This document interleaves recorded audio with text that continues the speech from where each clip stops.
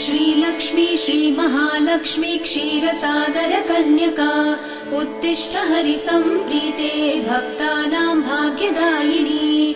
श्रीलक्ष्मी श्रीमहालक्ष्मी क्षीरसागर कन्यका उत्तिष्ठ हरिसम्प्रीते भक्तानां भाग्यदायिनी। उत्तिष्ठोत्तिष्ठ श्रीलक्ष्मी विष्णुवक्षस्थलालये उत्तिष्ठ करुणापूर्णे लोकानां शुभदायिनी। उत्तिष्ठोत्तिष्ठ श्रीलक्ष्मी विष्णुवक्षस्थलालये उत्तिष्ठ करुणापूर्णे लोकानां शुभदायिनी।